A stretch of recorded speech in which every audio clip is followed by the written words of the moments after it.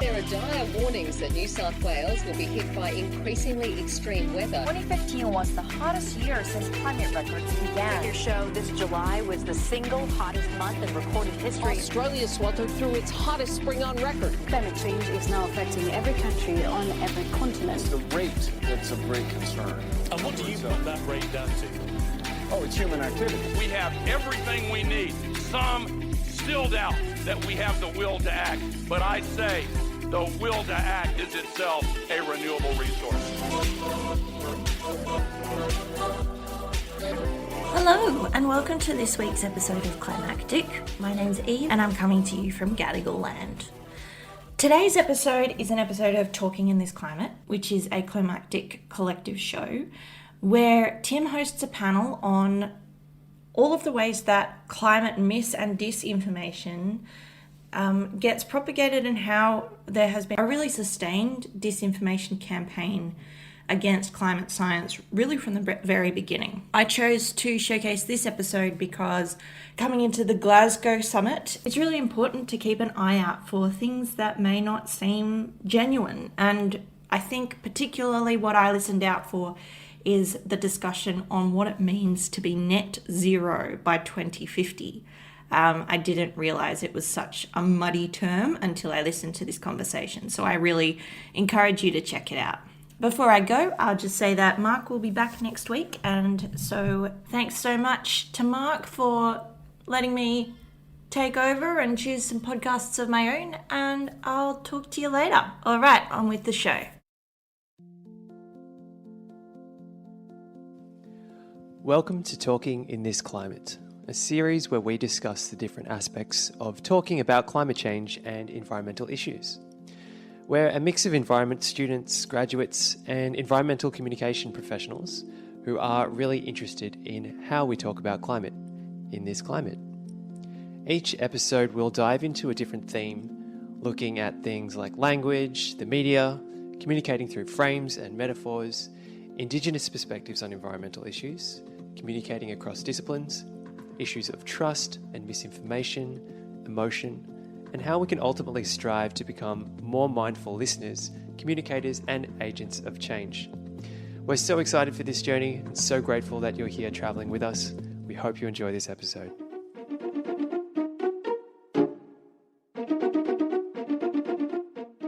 In this episode, we're going to be talking about the significance of misinformation and disinformation in terms of climate change, what they are, how they're manufactured, and what its impacts may be, and how we can potentially protect against the negative effects of misinformation and disinformation. So mis and disinformation may be potentially one of the most influential factors for why the global response to climate change still doesn't seem to have kept up with where the science is saying we need to be to avert further catastrophic impacts. As we speak, people are losing their homes, their livelihoods, and their lives due to intensifying weather and climate. And the scientists are saying it's pretty much now or never if we want to avert further losses. The latest IPCC report released last week is unequivocal. We need to take urgent action now to curb global heating. Every microfraction of a degree does matter, which means every action matters too. But one of the things still alive at a wider cultural, social, and political scale across the world, which is working against much of what we need right now, is the spread of misinformation and disinformation of climate change.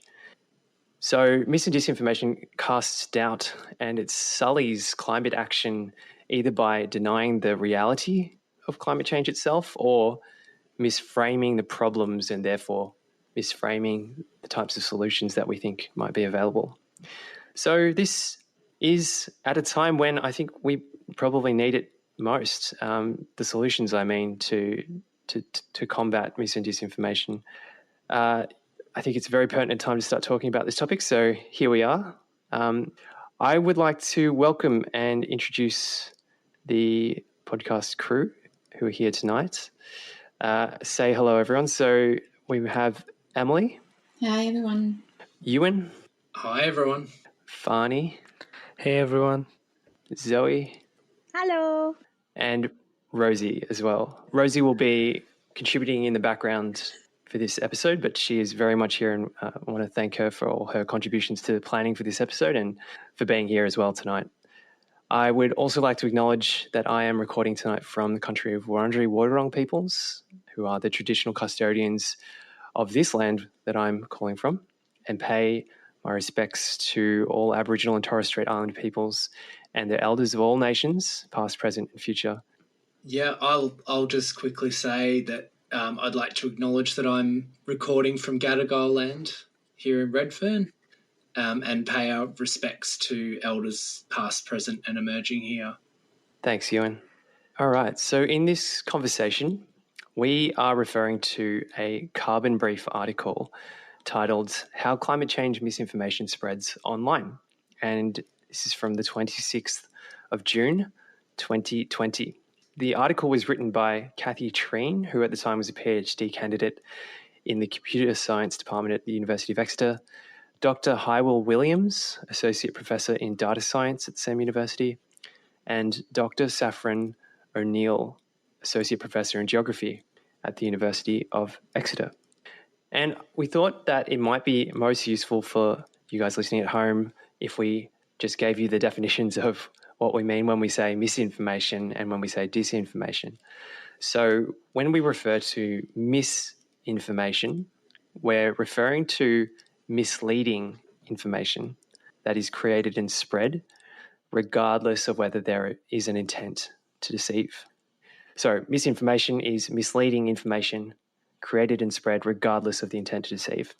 Disinformation, on the other hand, is misleading information that is created and spread with the intent to deceive. So the difference between them is about the intent to deceive. Both refer to misleading information. And I'm sure we'll get into how that plays out in practice and how we understand and interpret that as well. In terms of climate, and just setting the scene here before we jump into our discussion, disinformation in climate has been going on for decades, and it has been deliberate and coordinated and strategic. The aim or the aims of disinformation broadly in climate disinformation campaigns and misinformation campaigns has been to undermine scientific evidence of the risks and impacts of climate change and to paralyze people essentially with doubt about the realities of climate change. And in the article, they highlight three main themes of this doubt. So first is reality of climate change. They try to undermine that. The second is the urgency of how quickly we need to respond to climate change. And the third is about the credentials of climate scientists. Having said that and set the context and set the scene a little bit for this discussion, why do we think talking about misinformation and disinformation is worthwhile? Why is this important? Does anyone have any opinions of the role of disinformation in climate and how it's had an effect on our ability to respond? Any opening thoughts? I think information, regardless of whether it's regarding climate or anything else, and truthful information is something really important to have as a society, because if we can't have a common ground on what the truth is, then there's a real potential harm in people not believing in anything, I guess. So I think in general, having information that's true, reliable, and verifiable is really important. And in terms of climate information, I think having trusted sources of information like IPCC and others serve as a valuable point for people who want to learn more about the science of climate change. Yeah, and I think your word verifiable is an interesting one, Fani. So the IPCC reports, I suppose, is supposed to be the epitome of like independent, rigorous, collective, verifiable information supported by experts and data and all that kind of thing. Yet misinformation and disinformation campaigns still have an enormous effect on the credibility of authorities like the IPCC. Why do we think mis and disinformation has continued to succeed and spread, even if, a group like the IPCC has this overwhelming amount of evidence that is verifiable and in our minds is credible and trustworthy? Well, the world is a very big place, Tim. And I think it's also important to note that in 2019, 212 environmental activists were killed. So that's 4 people a week who have been killed for sharing climate information, for advocating for change. And it's a big world. And I think that comprehending climate change and comprehending the solutions and actions that we need to take collectively and globally threaten people's ways of life and threatens their safety, both inaction and action. Unfortunately, currently, action really impacts and affects the way of life of many with a lot of money and a lot of power. And so they can utilize that money and power to protect themselves rather than protect the millions, if not billions, of people who are impacted without action, who don't necessarily have that amount of money or power to affect what they want despite public opinion demanding action. And so I do riddle you that as well, Tim. I've just made a very big point. And then I'm going to be like, I don't think that mis and disinformation are succeeding because the majority of the population in the world do believe in climate change and do want action. And I think it's really important to state that and to know that mis and disinformation are not succeeding at a community level. But the problem is that individuals are only responsible for like 14% of global greenhouse emissions. And so it's really like organizations and, companies that we need to listen. And unfortunately, many of us are just working really hard to keep to keep a roof over our head and our families safe. And so many of us need to work for these companies. So yeah, I think it's a very complicated space. Yeah, it definitely is. I think, Zoe, we maybe differ in terms of how we define success or like impact of mis and disinformation. So I suppose I was speaking at a very broad level, and this idea that to me, if mis and disinformation weren't successful, we would be on track to limiting global heating to safer levels. To me, this idea that we're still not collaborating at an international level to be on track, according to the IPCC, of reining in that temperature rise and other changes in biodiversity loss and things. To me, that in part is the success of these mis and disinformation campaigns, which are trying to protect business as usual. Whereas your definition of success is different. I think you're talking about the idea of convincing the masses and the majority of people and that kind of thing. I suppose my argument is more that the effects of mis and disinformation are still very much present, and there's a lot of inertia that makes it very difficult to mobilize the scale of people and companies and governments that we need at the moment. It's working against us still. That's where I guess I'm coming from. I agree that I think the majority of people in the world, want action, believe in climate change, all these types of things. But there's still something there, I think, where there's a lot of doubt still circulating. And the article actually talks a lot about how that happens on social media and how social media and the internet can be a bit of a catalyst for these things. But we'll get into that, I'm sure.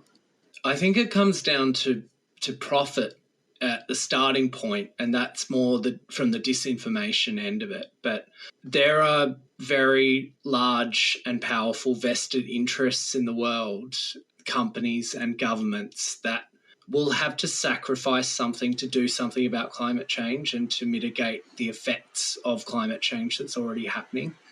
And they don't want to lose money. So they don't need to convince the majority of people that climate change isn't real. They just need to plant a seed of doubt, and that sort of happens from a very purposeful and very thought out level.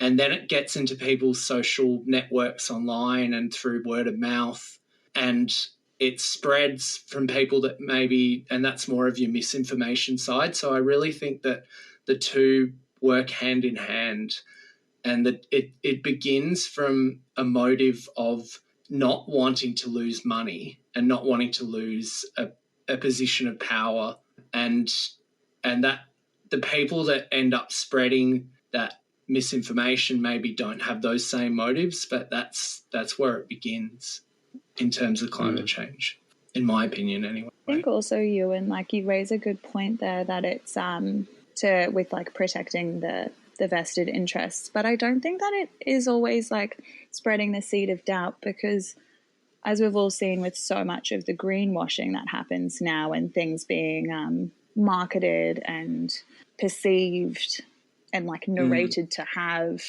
positive impacts for the world and for the environmental movement, don't always seem to. That was a very odd tone to deliver that message. But I think that plays into it as well. And so to understand what is actually going to be damaging and increasing greenhouse gas emissions, and understanding what isn't, is also a really confusing place, because organizations and the powers that be can market things as greenwashing, and not market things as greenwashing, but market things as being sustainable or achieving these effects. And then you find out with a deeper research that actually these things that you've integrated into your daily life aren't actually minimizing greenhouse gas emissions. So I think there's like there's a more than two. It's a multi-pronged. So I guess one of the interesting things that I wouldn't mind delving into a little bit deeper is what we think of as misleading. So when we're defining mis and disinformation, both refer to misleading information. And Zoe shared a really interesting article today with our group called Climate Scientists' Concept of Net Zero is a Dangerous Trap, which was published in The Conversation on the 22nd of April this year. So in some ways, this concept of net zero, which gets used very regularly in policy, in targets, when we're talking about climate action and we're talking about goals, yet this concept itself, which is so widely used and, with good intention, I'm sure, can actually be potentially misleading as well. But often without the intent. So do we classify that as misinformation because it can be misleading? Or is this just part and parcel of the general critique of concepts that we are constantly having to evolve to be effective? Are we saying that it's misleading to imagine that if we get to net zero, then that will solve all of our climate issues? Is that the premise of what you're saying? I think that's part of it. That it could be misleading to present that as sort of all we need to do, and maybe perhaps that we don't need to do anything outside of that to restore the world to some sort of balance environmentally. Yes, I think that's the essence of it. And that the intentions, and it's an interesting example. I think the intention as well with the net zero target is that it can also disproportionately emphasize the technological solutions, and this idea that the problem is this singular emissions only focused issue. And like you said, Ewan, that if we were to reach net zero, that all of our problems would be solved, and all of the inertia built up in the climate system and all these thresholds that have been crossed would simply just not have happened or reverse, which is not the case and can be misleading. So I think my position on it would be the concept of net zero can be misleading. It's not necessarily misleading. It would depend on how it's sort of being used. But if this term is perpetuating as a regular concept which we rely on to explain how we're supposed to be working together towards our goals to improve the climate, then it could potentially have negative impacts and cause people to, associate the problem with just emissions and rely too heavily on technological solutions while ignoring, other aspects of the problem. So I think also with the notion of any kind of offset as well, the reason that it can be quite dangerous, even when you're talking about carbon offsetting or biodiversity offsetting. So biodiversity offsetting is like if you're going to be clearing land to be developing something, anything on it, and then you create like this offset somewhere else, and you're going to like do something good that offsets this loss of biodiversity or this, increase in emissions.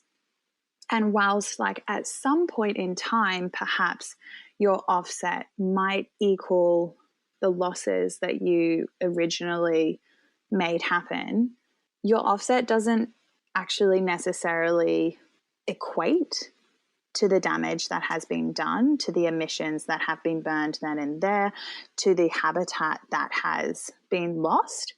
And so I think that's another like really important thing to highlight when we are talking about offsetting, is that just that the ecosystem really doesn't work the same as our calculators or as maths simply does. You can't just move it between net profit and net loss and then equal out at the end. Yeah.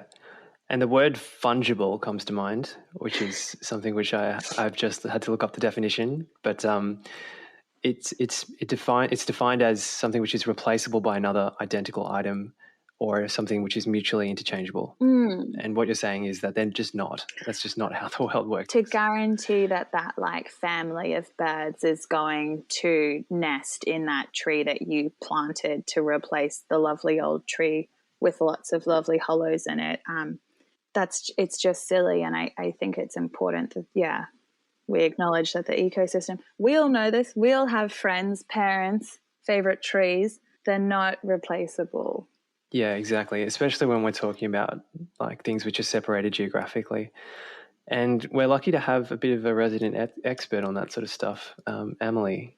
So maybe she has comments to that, but I know she might have some other comments as well. I have a lot of comments on that.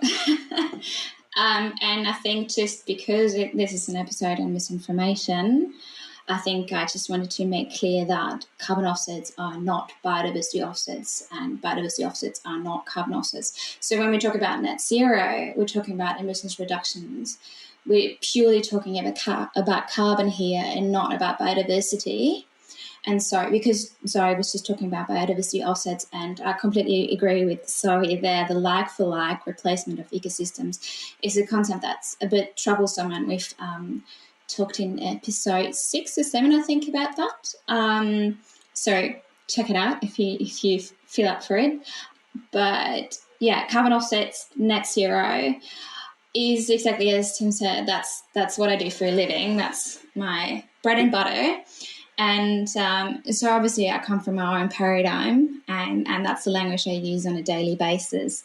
And I advise on that. So maybe as a shout out, this is a little bit sensitive for me to be talking about publicly on a podcast as well. But I think net zero as a term in itself, yes, I agree. It's a little bit troublesome, but I suppose it really connects back to how this is actually being communicated, right? So I absolutely agree with all the sentiments that were mentioned before, but it is really about making clear that carbon neutrality is not all about just offsetting your emissions or your carbon footprint by purchasing carbon offsets. The idea of net zero and becoming carbon neutral is to reduce your emissions as much as you can, and that includes your Scope 1, Scope 2, and Scope 3 emissions, so all the impacts that your organisation has. You reduce it as much as you can, and then you have you have essentially left what's unavoidable, and you offset that. Often net zero it's used as a target, just as a starting point.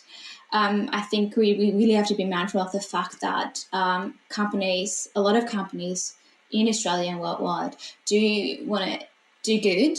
They want to action and do the right thing. And the easiest step for them, the first step for them, is to say, okay, we're going to commit to carbon neutrality. We commit to net zero target. And then we figure out how we can do that. Just to have that commitment out there and then do the actions that are necessary just to kind of get the ball rolling. And that can be a little bit perceiving for a general audience. But if a company discloses that and says, well, we're just starting the journey, we're doing this and this and this, and we're going to do this and that in the future, and have a proper emissions reduction strategy and so on and so forth. It's really about communicating what you're doing and why and how, and it's really about being transparent and providing that additional information. Connecting back to what we're talking about, misinformation, things can be really misleading if you don't provide enough context or provide enough information. And if we're talking about net zero, I think it's really pertinent that you communicate as clearly as possible what you're up to do in terms of your own individual or as a company-wide climate action sort of ambition. Yeah, awesome. Thanks, Em. And I think that, to me, sort of highlights that intersection between people, companies, governments who are quite genuinely trying to, set targets to be able to mobilize action and mobilize resources. I don't necessarily think that net zero is alone, like decontextualized, is in itself inherently misleading. But I think the article in the conversation does highlight that it can have some limitations as a concept. I think thanks very much for sharing that, Am.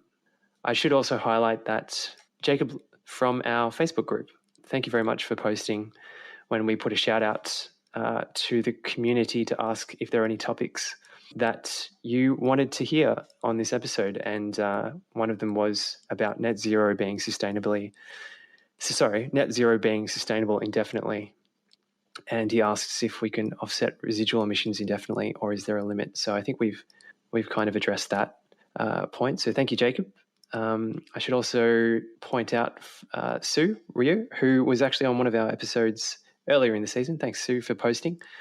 She reminded us that there was a documentary, I'm putting that in quotation marks, by Michael Moore on the renewable energy industry, and it caused a lot of controversy and became a bit infamous for its misinformation. So those are some that's a film that some of you might be interested to go and watch from an academic kind of point of view. If you're interested, it's called Planet of the Humans.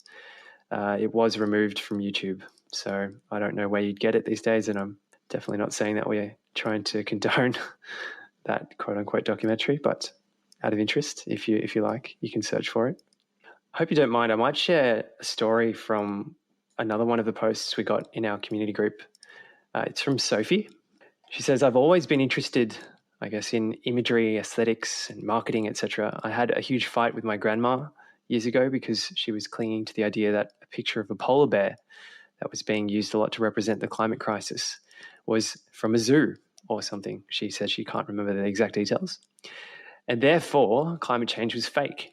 To me, it was such an absurd link, but to her, it made total sense.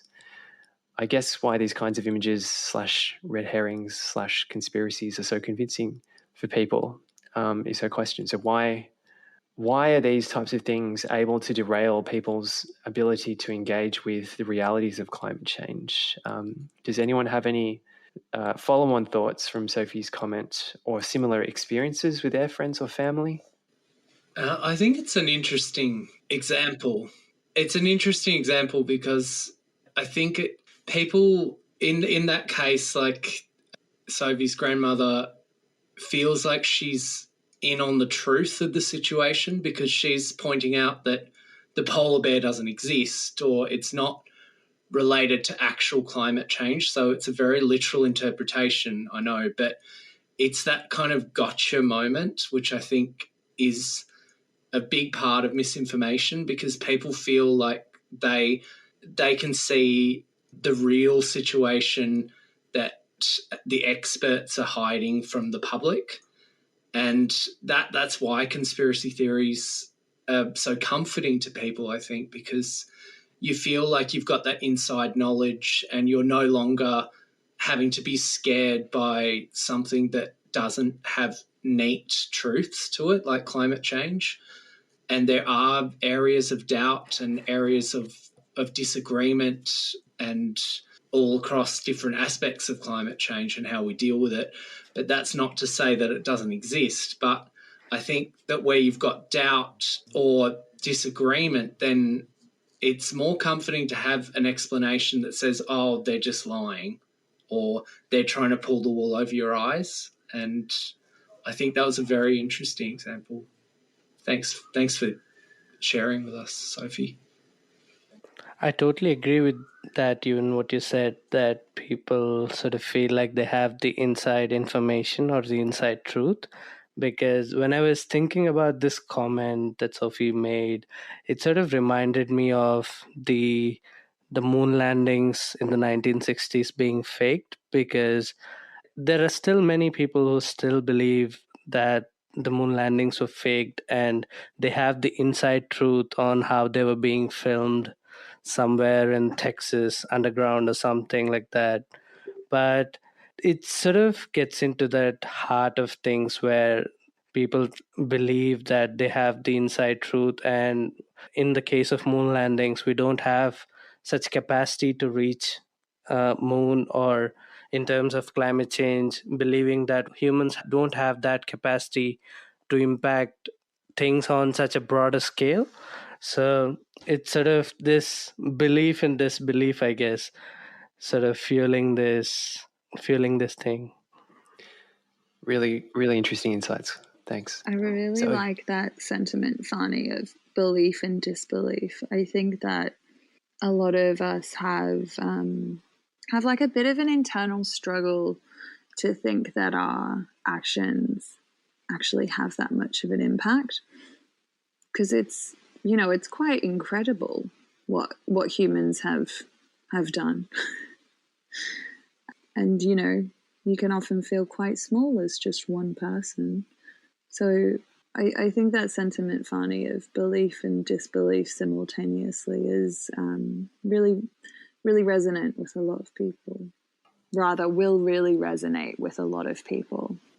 And I think people who position themselves from an angle of, things like the weather and the way that plants grow and, the way that the waves crash are so far outside of my control and human influence perceptibly. How in the world could we actually be affecting these systems?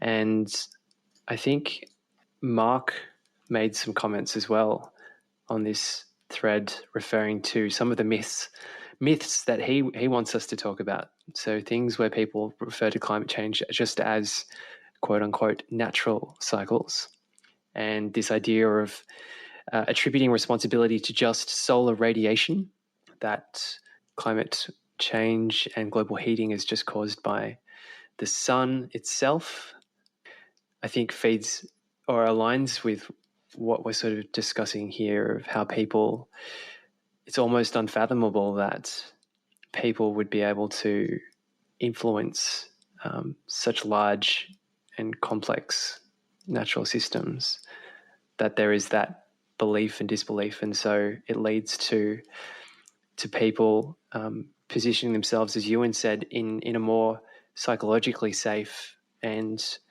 socially and kind of culturally and sort of your own identity-wise, a safer position where you become the insider and you're no longer the outsider, because you're on the in with the information and everything is a conspiracy, and it alleviates all of that uncertainty, which was probably up until that point overwhelming or just unfathomable. The disconnect also manifests in different ways, like going through school. I mean, this is really embarrassing, internet, to be telling with you all. But it took me into my 20s to discover that the water cycle and like the nitrogen cycle that I'd learned at school that didn't actually involve human interaction, that like humans actually have a role to play in these cycles. And when we divert water or take water away, it has an impact on the cycle. And so that disconnect, like that one bit of missing information, then, you know, misled my whole sort of worldview and understanding of the ecosystem drastically. And I think a lot of people can, I'm hoping at least, well, actually, I hope not that a lot of people, I hope that a lot of people don't actually have the same experience that I did, because that's a little bit terrifying. But I'll just say, I'll quickly fess up to something embarrassing just to make everyone feel better. So I remember when I was younger, I watched a documentary. I swear I'm just going to say this was on the ABC. It was on TV. It was on TV. And it was a documentary, all right? It was on TV. It was a documentary. This is before Netflix. And it was on the moon landing. And they were going through, like, you know, each set between the ad breaks was like a different argument for why the moon landing was faked. And being incredibly naive at the time, there was one section on the flag, when they planted the flag. And I believe the flag itself moved, like it waved as if it were in the wind. And I was like, and they were saying, oh, but there's no wind in space. How can the flag be moving? Of course it's faked. And I was, at the time, I didn't have the understanding of physics, and just, I was very naive. And I was like, oh, wow, I couldn't find a hole in that argument, even though it was just purely misleading and, you know, pure disinformation and conspiracy theory. The answer for those who are curious is because of, I think, the energy from the vibration after they planted the flag. It has to travel somewhere, and it traveled up through the poles to the flag, and that's what caused its wave. So it wasn't from wind, I think. Anyways, I guess we're all vulnerable sometimes to these kinds of things. So I do think that people have landed on the moon, just clarifying that. But it was a very convincing documentary, quote unquote, documentary at the time. So, yeah, I was just going to say, these conspiracy documentaries and everything can be so entertaining is the wrong word, but you feel like you're into something there, but it's actually nonsense and it's selling doubt. So when you can't distinguish information and all these stories that conspiracy theorists sell are tapping into this desire for simplicity, where we seek to understand things within our own knowledge boundaries. And if it doesn't fit into that knowledge boundary, we sort of come to the conclusions rather than attempting to seek more knowledge. So I feel like humans innately have this desire to simplify things, and I think that has a lot to do with how misinformation propagates around every one of us. That's really interesting, Fanny. Very well said, Fanny. Really love that. And I really love the stories that you, Tim, and Sari shared. I think everyone can relate to that and think about an example where they just didn't really properly reflect on what they were listening to or kind of soaking in terms of information. And I guess sometimes it's like the point that I wanted to make was around trying to be as critical as possible when you're exposed to new information, but sometimes you don't even know whether you need to be critical or not. I tend to be overcritical, so that's not necessarily a good reaction either, because then you try to fact check everything. So I guess there has to be sort of a healthy balance between questioning what you're reading, what you're listening to, what someone else tells you, and not overdoing it. But yeah, it's sometimes just pretty hard to tell. Yeah, exactly. That's such a good point, Am. And I doubt, anyone would feel comfortable always having that sort of critical, almost skeptical eye on information all the time. You know, it's exhausting, and that's why we go to places and people and sources that we trust, because it's more efficient for us in that sense, and that we don't have to go and fact check everything. I do want to say a big thank you to Pierre, who posted on this thread in our Facebook group, who says he knows someone from Estonia who created a chatbot that's trying to help people debunk facts about climate misinformation. And that is climatearguments.earth for anyone who's interested in having a look. There's a lot of really interesting skeptic questions on there, which the chatbot can help people answer quickly. So thanks, Pierre. And yeah, that's a good point, Am. It's a really good point. I did want to read out a couple of these before we get to some of the conclusions and talking about what we can actually do about misinformation, disinformation. Just because, man, researching for this episode, there were some things that made me want to just throw up. I'm not even lying. Like, some of the stuff out there, insane. There's this website, Get the Facts Out. And I took this from a page of deniers, which this website has done and outed. It's collected public figures who have deliberately, or at least was, presenting public mis or disinformation about climate. So I'm just going to read them. I'm not going to go through their names and who they are and stuff, but these are very public political figures in the US, and bit of a trigger warning as well for some people. Here's one. So the driver of climate change is most likely the ocean waters and this environment that we live in. The second one is this a serious threat? I think we can debate that. I don't know.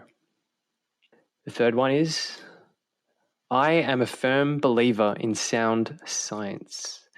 There have been new findings that clearly show the science is not settled on climate change. And this other one, this fourth one is, what about erosion? Every time you have that soil or rock that is deposited into the seas, that forces the sea levels to rise. I especially like the last one. Yeah, it's creative, I think. It is. Like, it's creative. I think it's appealing to people's idea of a bathtub, probably, and the idea that, when you get into the bath, the water level rises. But again, what it's doing is it's taking us away from like the actual complexity of the system and what's causing sea level rise and all that sort of thing. And like Fani said, people love to simplify, and that's where people feel familiar. If they can understand it quickly, they're like, oh, I get it. Of course that must be true. Yes, that's correct. But obviously these 4 examples are, for me, classic examples of misinformation and potentially disinformation as well. I think another thing that plays into that as well is that pride might be the wrong word, but how, Tim and I, we just shared these, let's say, everyday examples. Embarrassing examples. Let's just say it. Hey, my teachers taught me this. It was reputable. I had like the water drop guy come in, and he taught us all about the water cycle. And humans were nowhere. I've got no excuses, Zoe. I've got zero. But I think the other thing is that we don't like admitting when we were wrong. And then if you do admit that you were wrong, and that you have learned and you have changed your mind, you're also berated for it, and sort of no one becomes welcoming of you. And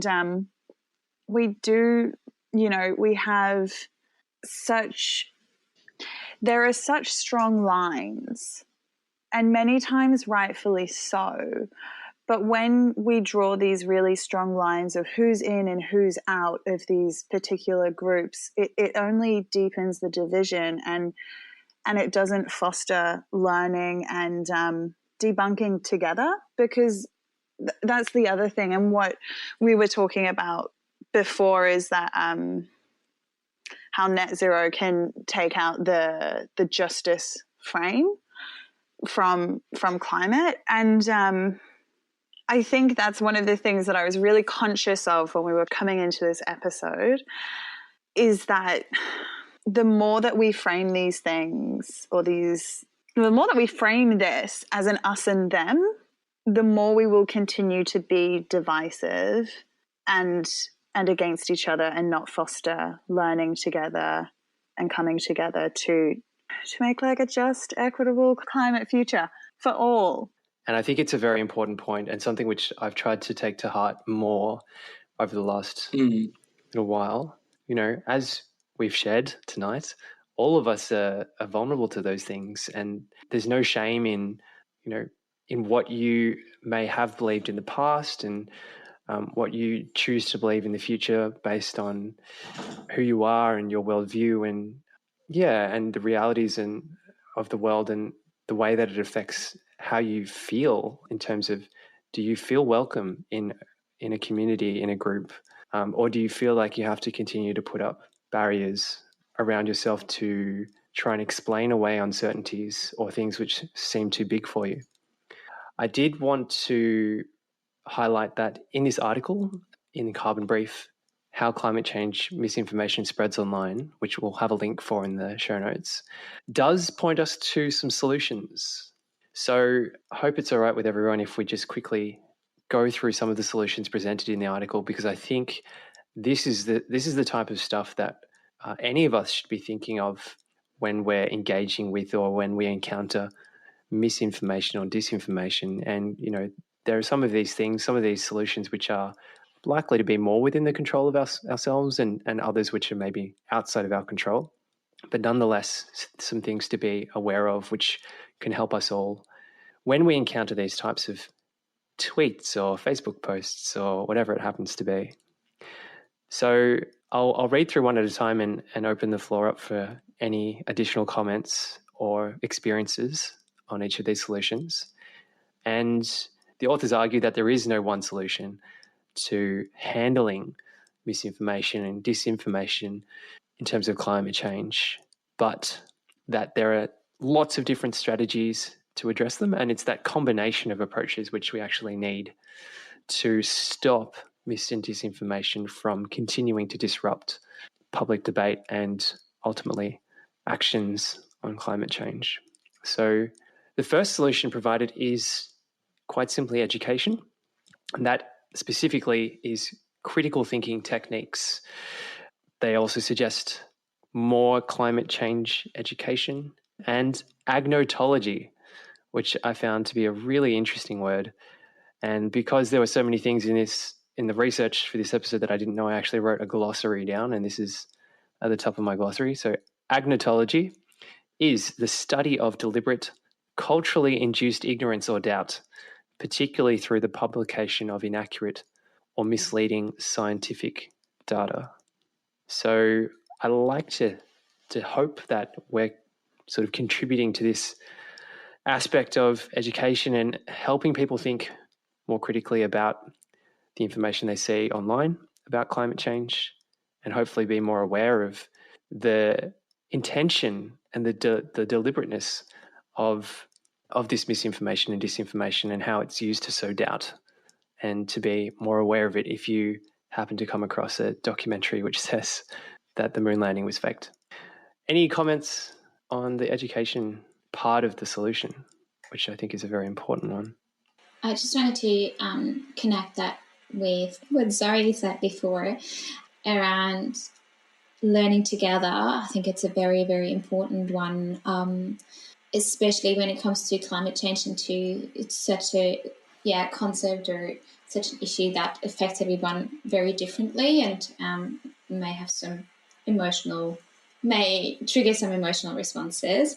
I think it's really important to just not lecture but have a conversation and even be really honest about the things that you don't know and the things that you do know though. So if that's whether when we communicate with others that we can draw that boundary and say like, oh well, I'm not an expert in this field, but that's my understanding of it, but I would have to read more on it.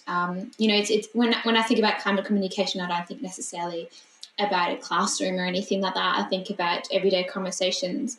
I think about even conversations that I have with clients. I have a couple of clients that are really new to the climate change space. They're really motivated, but there are just so many terminologies out there, so many concepts that are super unfamiliar and super confusing, such as the net zero concept. And I think it's really important to just ask, so what is your understanding of it? Where can I help you? I can share with you what I know, and just the sharing together, learning together. As So said, I think that's really important when it comes to climate education. Such a good point, and I think all of us in this community would support that, learning together, and not looking down on anyone who may not know, understand, or believe the same thing that you believe, and being really open and having a conversation. Really important. The second solution that is listed is what they refer to as an inoculation, and we're not talking about vaccines here, but we're talking about how we can preemptively provide correct information and also warn people that they might be misinformed about a particular climate topic or something. And yeah, I guess the idea with the inoculation strategy is to try and prevent some of the impacts of deliberate misinformation messages or disinformation. It can be difficult to do, but I suppose depending on the type of work or activity that you're doing, there might be some really obvious vulnerabilities in terms of your messaging that you may want to provide some upfront information about, just to deter any kind of mis or disinformation. I think that we talked about it in a previous episode, but it's so important to have the right messenger, particularly if you yourself are not the right messenger to speak to people about misinformation, that it doesn't, you can provide all the facts in the world, but if people don't trust you or they don't trust the source, then they're going to ignore it. So I think it's so important that we get the messenger right as well as the message. So it's fantastic to come up with all debunking and information that we can give to people, but yeah, we should always consider how they're going to receive that information, not just throw information at people and expect them to absorb it because we want them to. Precisely, Ewan. And something that Blanche raised in our previous episode was talking about how we're not just receiving one message at one time and then we're going to do this thing after that. Like, we are receiving so many messages constantly, and some are being absorbed and some aren't. Great point. And for anyone interested, we did an episode on messages and the message, and it was a really popular episode. I think it's by far the most listened to episode of the podcast so far. Keeping in mind that we only did just put out the last episode, which was an interview with Zoe and Blanche, which might still beat that episode, but it was a very popular episode. So anyone looking for more information about the messenger and why that's so important, check that one out. The third solution that they suggest is actually technological here. So we're talking about improvements to algorithms, so platforms online, and also weeding out malicious accounts. So these kinds of infrastructural or technological changes are probably a whole discussion in themselves. But if they are improved, the algorithms that present information to people's accounts based more on truth rather than on reinforcing those echo chambers where beliefs and ideas get reinforced, not necessarily because they're true. And then obviously getting rid of malicious accounts where there are people, bots or real people, who are dedicated to spreading mistruths and disinformation. The next solution, the fourth one they talk about, is a corrective response, and that is to try and recover from any damage that's caused by misinformation or disinformation. And they call for a collaborative approach, and that is to use the voices of the majority to try and drown out any mistruths or smaller voices that are trying to deliberately spread mis and disinformation to become the main narrative. And I think that's coming back to where where Emily was reminding us that, learning together and being inclusive is really important for having that network solidarity and being able to identify what knowledge is acceptable and what's actually quite, deliberately harmful. And then the fifth one they talk about comes to regulation, so fines and laws and potentially even imprisonment for really harmful, deliberate, strategic campaigns for disinformation, where there's intent to deceive and intent potentially to harm as well. So I just want to reiterate that the authors of this article say or suggest that it is actually a combination of these approaches which are needed. There is absolutely no silver bullet to addressing climate misinformation and climate disinformation, but we hope that this discussion sheds a little bit more light on what mis and disinformation is and why we should try and keep an eye out for it. The whole intent and the aim of these things is to sow doubt and to undermine our confidence, whereas what we need right now is absolutely the opposite. So if we can be more aware of misinformation and disinformation, call it out when we can and think critically and help each other recognize these things, but in a way that doesn't shame people or humiliate them or feel like they're outsiders or that they don't belong. Yeah, I think speaking on behalf of this whole group, I hope that our podcast community is very much inclusive and respectful and, would really welcome people who might be brave enough to admit that they don't know much about climate change or that maybe they are erring on the side of disbelief for whatever reasons. There won't be any kind of humiliation or shaming in our community, I'd like to hope. Are there any final comments before we wrap up this episode? I would just like to apologise to everyone again for never providing a silver bullet.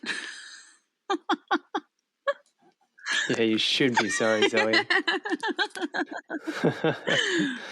Thank you very much, everyone, for listening to this episode. I hope you enjoyed it. I hope you got something out of it, and I hope you go and have your own conversations about mis and disinformation with people in your networks, and you can be more aware of it and more effective, hopefully, at identifying it when it does come across your world.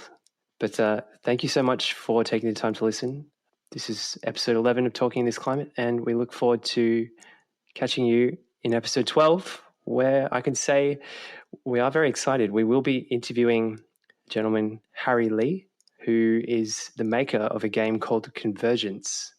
And for any curious bees out there, you can go and Google this game. A few of us had a playthrough of the game last week, and it was a lot of fun. Very much looking forward to it. So we'll see you again soon. This podcast has been created and produced by Tim, Emily, Farney, Ewan, Zoe, and Rosie, with support from the Climactic Collective. This podcast has been made for educational purposes only, and any advice and information presented is general in nature and does not consider your specific circumstances. The views, thoughts, and opinions expressed by individuals do not reflect the views of the Climactic Collective. If you enjoyed this episode, please leave us a rating as it helps others find us. If you're looking for more podcasts on similar topics, make sure to visit the Climactic Collective website, climactic.com.au. Thanks for listening.